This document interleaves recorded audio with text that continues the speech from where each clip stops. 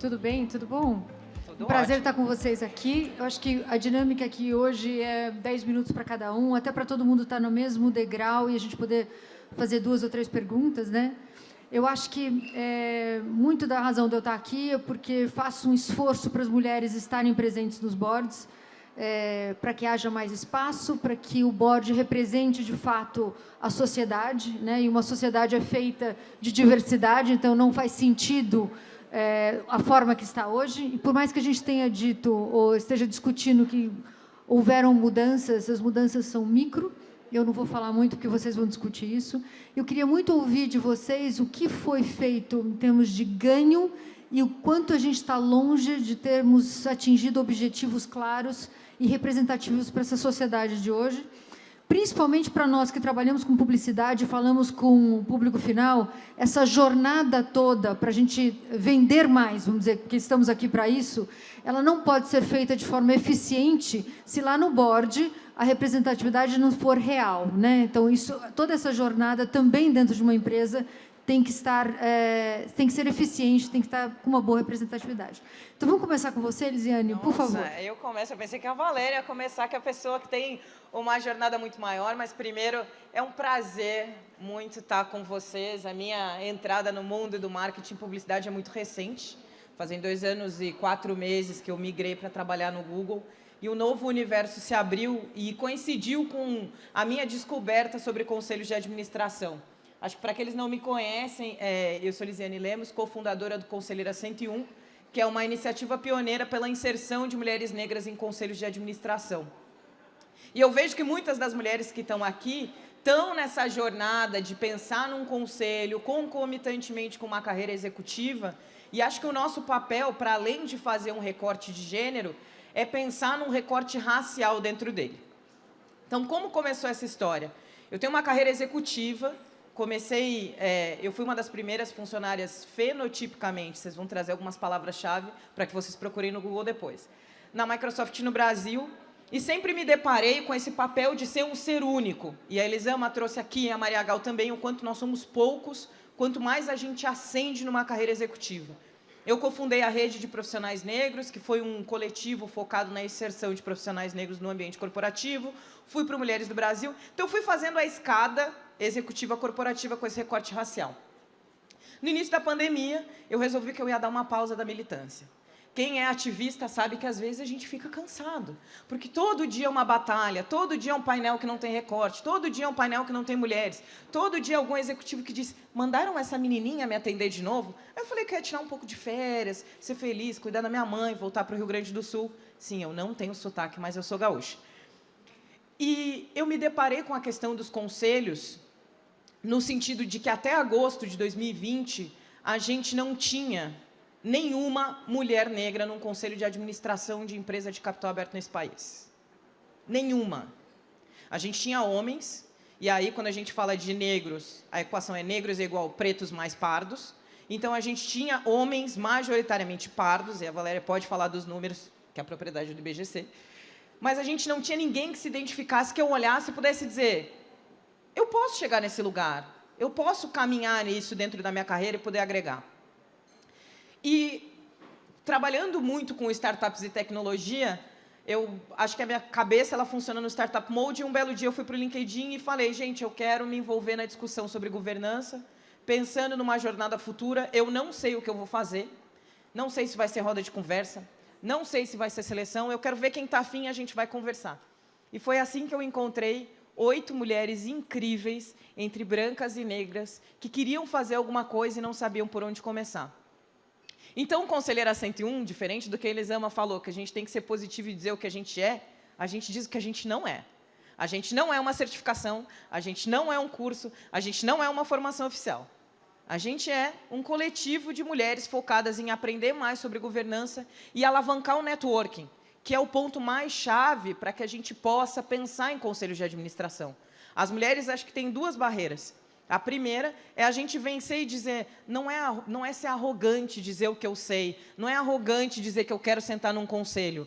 grande parte das mulheres, e eu fui agora para a Dinamarca na Caos Pilot com várias, tinham medo de se expor e dizer, mas o que os outros vão achar? Será que eu tenho conhecimento suficiente? Então, esse é o ponto número 1.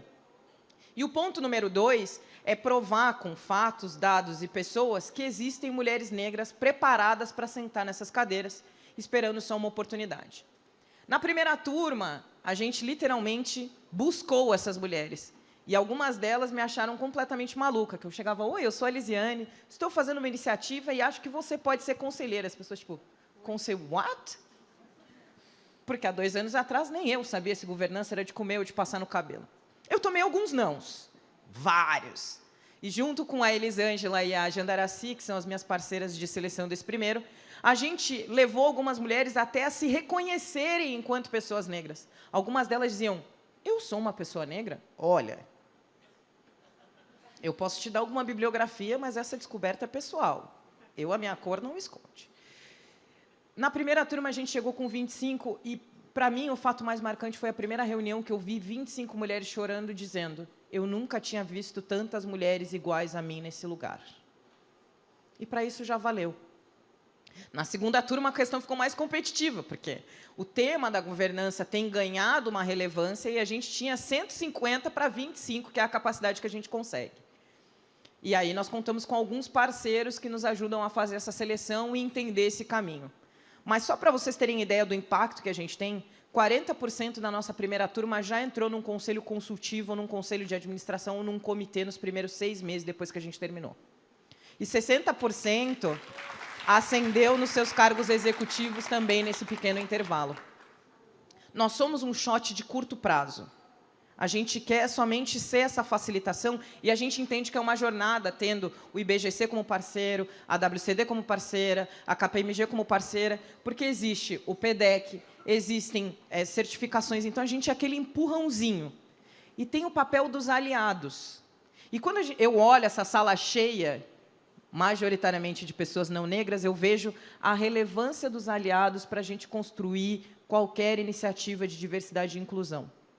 A gente não teria feito o Conselheira por um simples fato.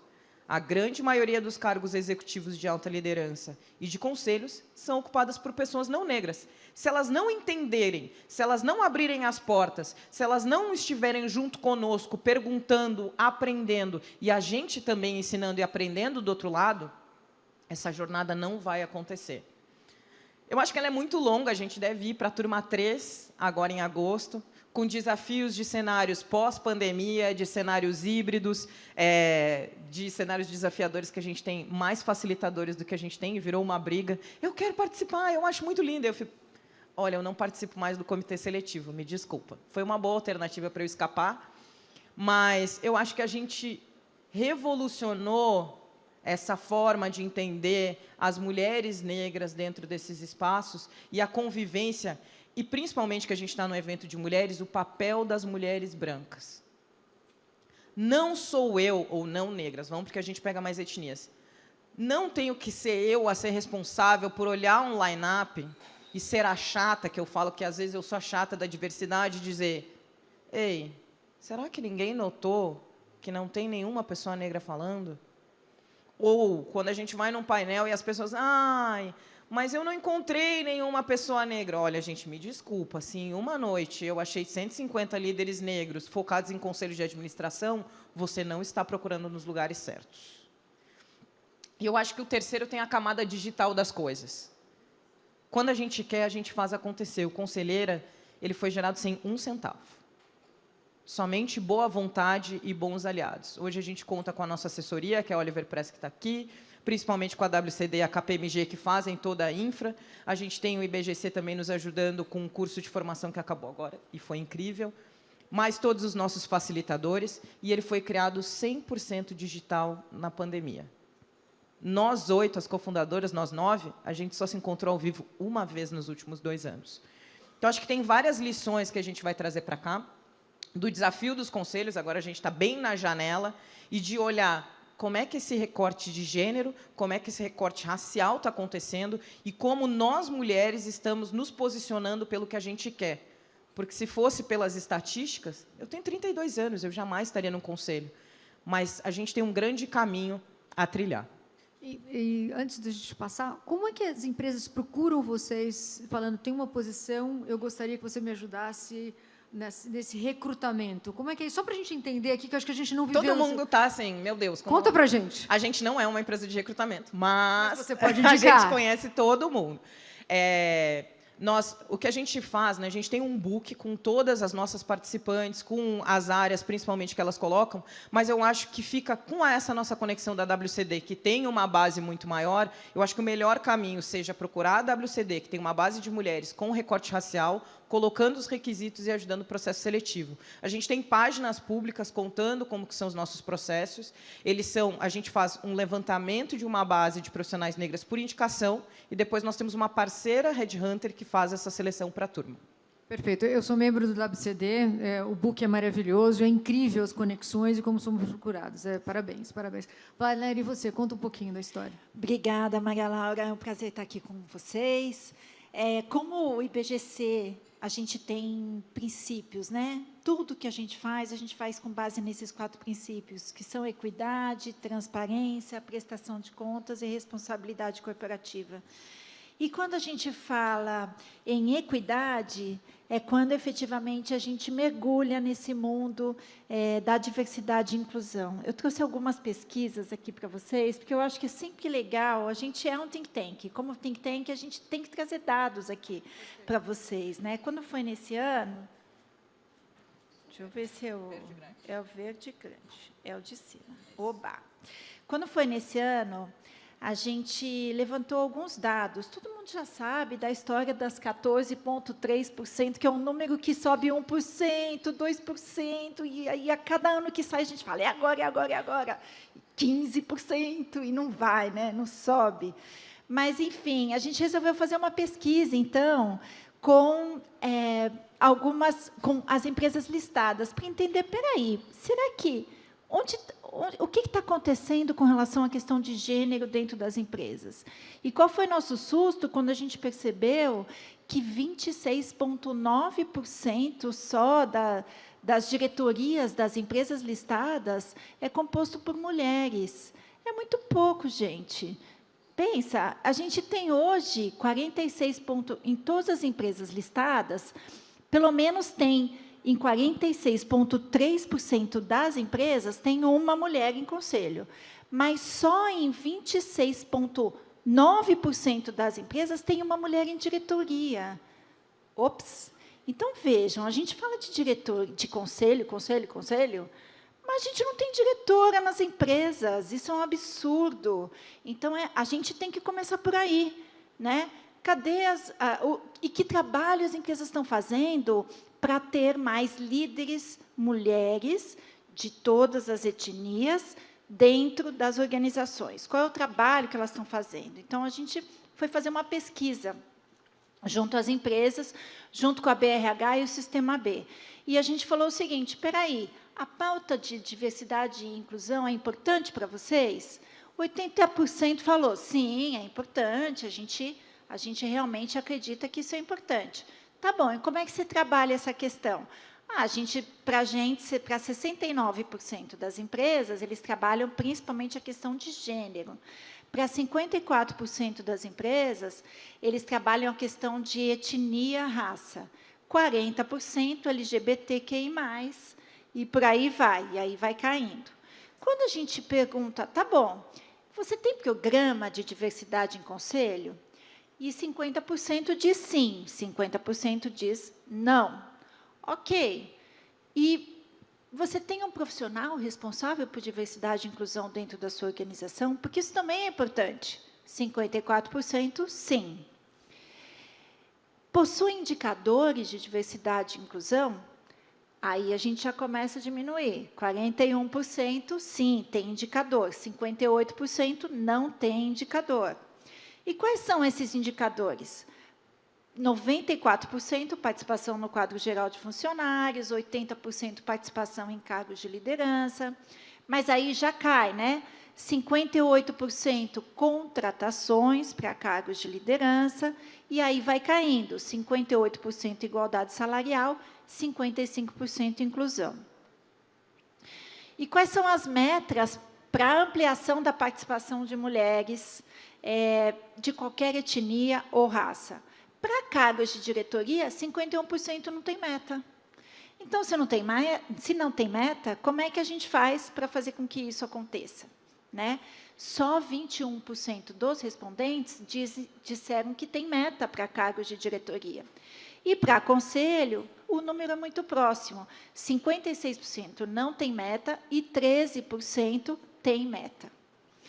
Se a gente fala da participação de negros e negras dentro das organizações, esse número aumenta. 77% não tem metas, né, para a participação de negros e negras. E 77% em diretoria. E para cargos de conselho, 77,3%. Diante de tudo isso, acho que vale a pena trazer, então, o que a gente tem que falar aqui. Porque, vejam, é importante que a gente tenha diversidade nas empresas em toda a sua liderança, a começar pelos conselhos, mas também nas diretorias e nas gerências das empresas. Então, a gente lançou, em 2020, uma agenda positiva de governança, para mostrar para as pessoas que governança não é um bicho de 7 cabeças. Né? Foi esse o principal objetivo, para mostrar que governança é ética e integridade, é diversidade e inclusão, é você trabalhar a questão ambiental e social, é trazer a questão da inovação e transformação, da transparência e prestação de contas, e olhar para o futuro, os conselhos de hoje olhando para o futuro. E como é que você faz tudo isso? Você faz tudo isso de forma estruturada, por isso se chama governança.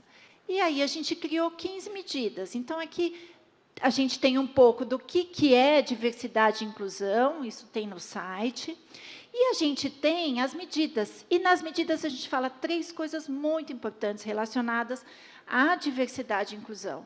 Uma é preciso reconhecer os líderes empáticos e abertos para ouvir. É preciso criar um ambiente de confiança e de segurança psicológica dentro da organização, para que todos se sintam incluídos. E é preciso ter um programa estruturado de diversidade e inclusão dentro das organizações. Então, essas são questões fundamentais que as empresas precisam trabalhar, porque é assim que elas vão mudar, é criando metas, é definindo um ambiente de inclusão, é reconhecendo aqueles que fazem esse trabalho de forma estruturada. Então, eu não tinha preparado esse material de trilha, e ontem à noite eu fui ler, né, aquela que faz tudo na hora. Olha, você precisa falar um pouquinho sobre curso. Curso? Eu não fiz nada de curso. Então, assim, eu trouxe aqui para vocês o seguinte, o IBGC, a gente brinca lá, né? Eu tenho a minha pá, que é a Adriane, ela traz o dinheiro por meio dos cursos. E eu sou a causa, eu gasto dinheiro por meio das atividades que a gente faz. É assim que a gente porque a gente é uma organização da sociedade civil. Então, a gente tem hoje, por volta de 33 cursos. Eu acho que o mais importante não é falar dos tipos de curso, nada disso. O mais importante é o seguinte,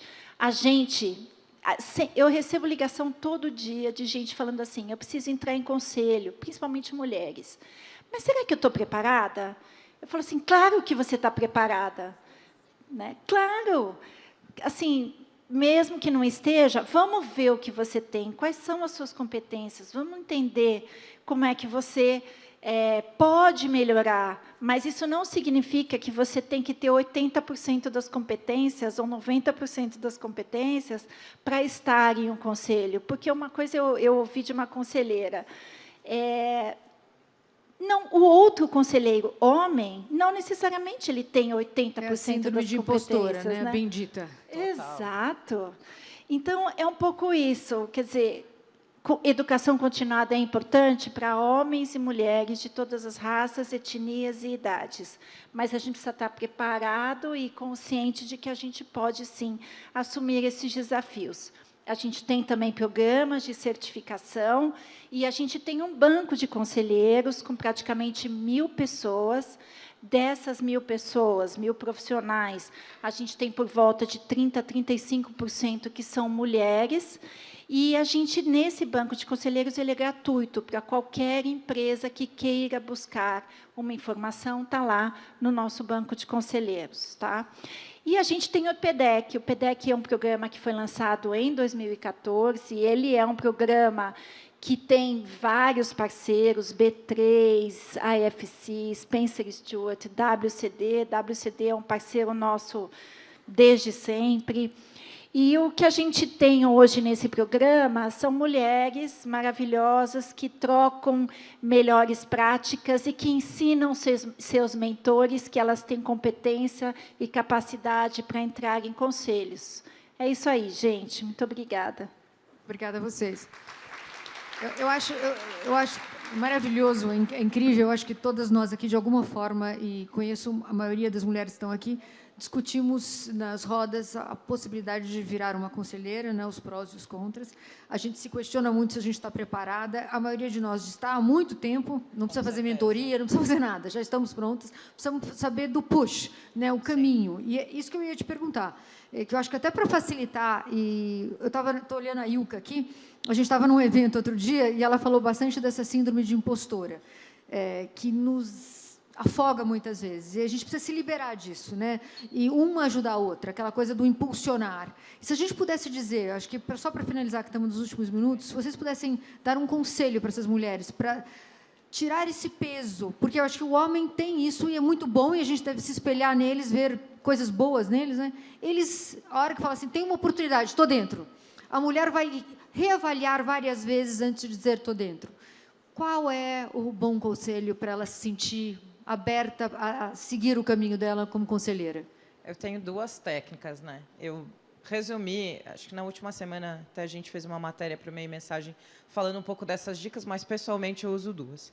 A primeira é, se fosse uma amiga, ou se fosse outra mulher, eu fiz sample, se fosse uma ABPET, que eu vi que tem várias aqui, eu daria esse conselho. Então, para a outra, a gente sempre incentiva, a gente sempre diz, você está pronta, mas comigo não. E a segunda, que é uma técnica que eu uso desde que eu entrei no mundo corporativo, eu penso, se eu fosse um homem branco de 50 anos, eu faria isso? Porque, gente, às vezes eu fico me colocando nesse lugar porque não tem ninguém igual a mim, porque ninguém nunca fez isso, porque ninguém nunca abriu essa porta. Eu falo exatamente, não é... Aprendi com a Luísa, não é que eu seja contra os homens, eu sou a favor das mulheres. Eu acho que eles têm um papel incrível de aliados, meus mentores são incríveis, mas... Nesse sentido, eu acho que a gente tem que se comportar ou pensar mais com esse mindset, se arriscar mais e apoiar umas às outras. Então, esses são os meus básicos. Perfeito, obrigada. E você, Valéria? Olha, primeiro, uma coisa que eu ouvi aqui agora, né, da Elisema, a gente tem que saber dizer o que a gente quer. E quando a gente sabe dizer o que a gente quer, a gente só tem que sair para conversar com as pessoas, porque uma coisa que eu tenho ouvido com várias mulheres que eu converso é, eu estou tão focada no meu trabalho que eu não faço a minha rede, né? E você estar onde você quiser estar, seja num conselho, numa diretoria, num projeto especial que você acha bacana, você precisa saber quem está lá e conversar com essas pessoas, né? Então, é essa coragem de pegar, mandar um WhatsApp para alguém, mandar um e-mail para alguém, conversar com alguém, fazer conexões e saber ouvir não, porque a gente vai ouvir muitos nãos. A rejeição tudo bem. faz parte, né? E faz parte, é isso aí. Então, só para concluir, eu acho que aqui tem um ponto forte, acho que o evento, o Summit e a plataforma são uma enorme oportunidade de network, uma rede incrível da gente construir, se apoiar, e as mulheres devem fomentar isso, como os homens fazem muito bem, vamos aprender com eles. Muito obrigada, meninas. Obrigada, gente.